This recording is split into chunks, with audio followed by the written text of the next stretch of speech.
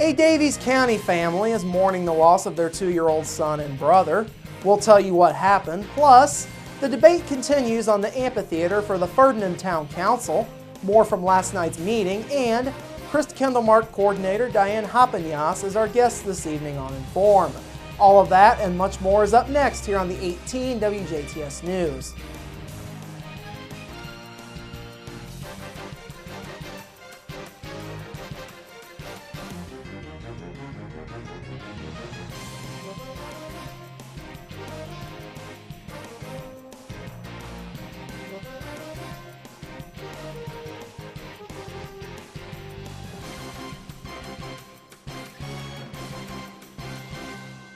Hello, I'm Bradford Raths. We begin this evening with sad news out of Davies County. A van versus semi accident at a busy intersection outside of Washington left a 2-year-old dead and 3 other people with injuries.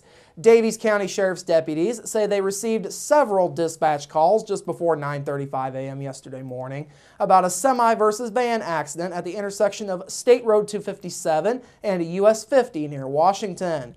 Upon arrival, deputies determined that a semi driven by 42-year-old Patrick Kingray of Aurora, Missouri, was westbound on US 50 and did not stop for the stoplight.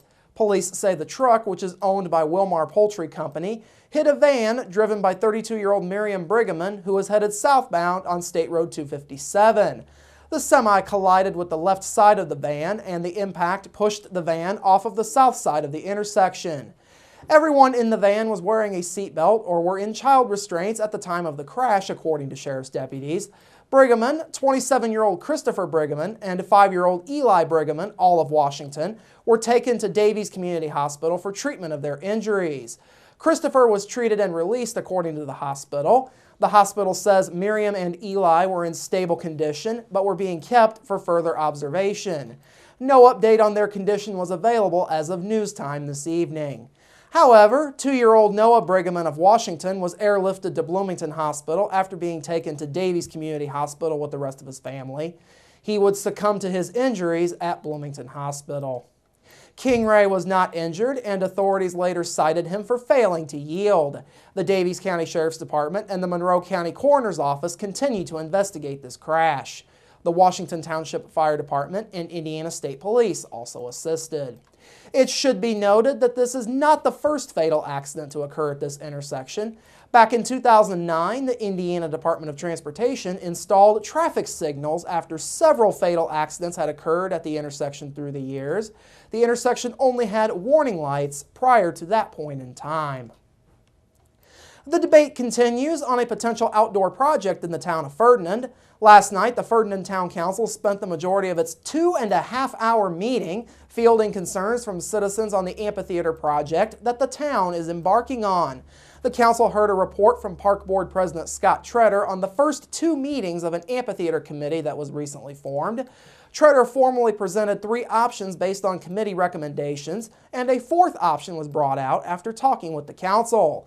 Treader also had cost estimates for each of the first 3 options. Option A calls for the new facility to be located on property just to the south of the Ferdinand Community Center and east of the library. According to Treader, that option would require the second most site work at $65,000. Option B has the amphitheater located near the Leinenbach sign facing Forest Park High School. That option would require the most site improvement work, or roughly $140,000, according to Treader. Option C has the facility located on the northwest corner of 18th Street Park near neighborhoods and where the temporary stage for the yearly Ferdinand Folk Fest is set up. Treader stated there would not be development costs with this option, and the total costs for any work in the area would come out to about $2,800. Though the cheapest by far, option C is the one that is most vocally opposed by residents as it would be close to houses.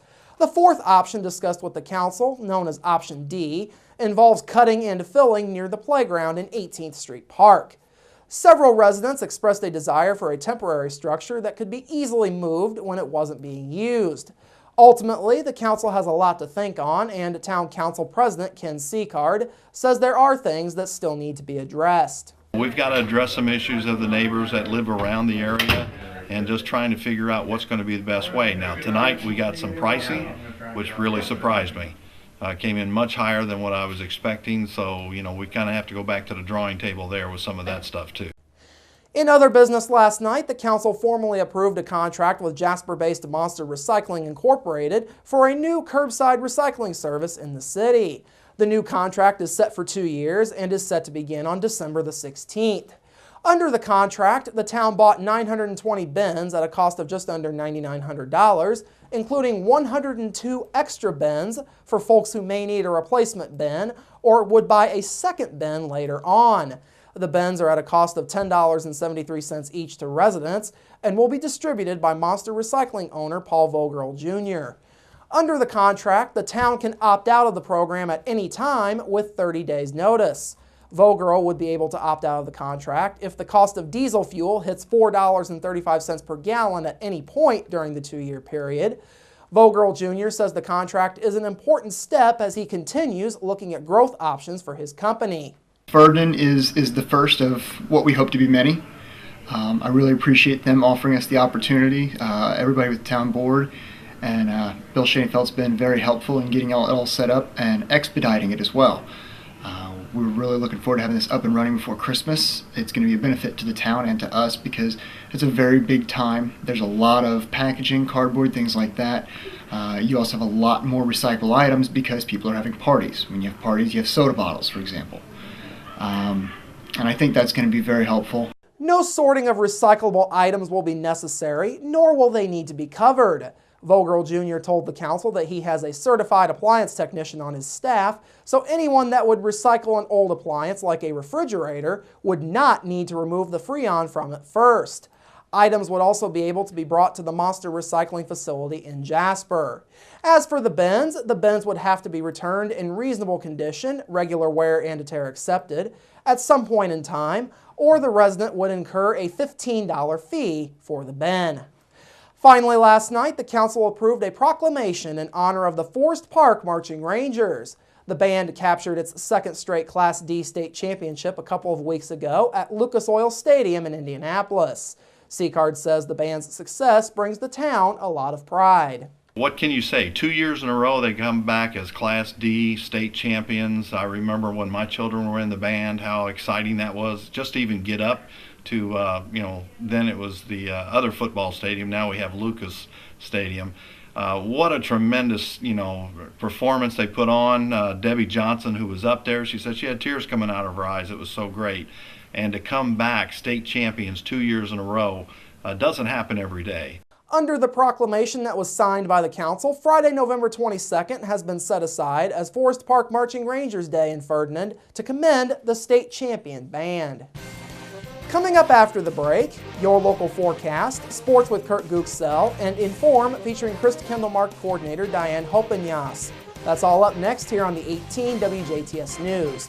Local people watching local people.